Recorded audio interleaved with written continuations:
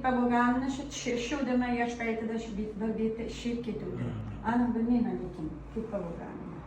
Shu teppadan ham bepish bo'lib qolaman. Tuzalami, tuzalmaydi. Xudo xohlasa tuzaladi. Endi hozir urug'anangizlar yomon chiqyapti-ku, juda yomon chiqyapti. O'shanga hozir birinchi navbatda zararli omillarni bartaraf qilishimiz kerak. Zararli omillar bartaraf qilingandan so'ng dori-darmonlar yoziladi, keyin kuzatiladi. Birinchi passanti ham hozir 6 ga to'ldi. O'zimiz Qashqadaryo Qarshiga olib borganimizda 1 devdi. Nima dedi? Urug'ini, foizini 1% devdi. Hozir birinchi bo'ladi, bo'lmaydi degan nima bu? Bir hafta yotib davolandi, tekshirdi, yaxshi dedi. Keyin shu bolachasi bo'lgan.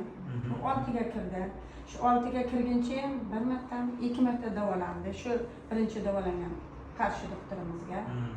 Shundan keyin o'zgarish bu 2 marta davolandi. O'zimiz Chiroqchida, Qarshida o'zgarish bo'lmadi-da. Endi hozir birinchi zararli omillarni bartaraf qilishimiz kerak deb glikozni olib tashlash kerak. Glikoz olingandan keyin dori-darmon yoziladi. Glikozni oldirib necha kun yotadi, masalan, shu yerga oldiramiz. 1 soatda ham ketsa bo'ladi. Uzum shingiliga o'xshab osilib yotibdi tuxumlarni. Ko'rganmisiz? Hali uzum shingiliga o'xshab 3-daraja glikoz. Chapida ham, o'ngida ham uni qilish shart.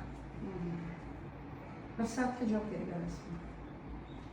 Xohlasangiz bir qo'qoqchi qolaman desangiz. Ertaga ketamiz, muammosi yo'q.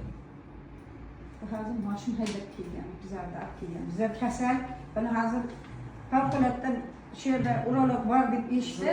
Davlat tavsiya qilgan yaxshi urolog bor deb, o'shaning uchun sen ham borgan. Mayli, ko'ring, nima qiling, muammosi yo'q, qilib beramiz operatsiyani.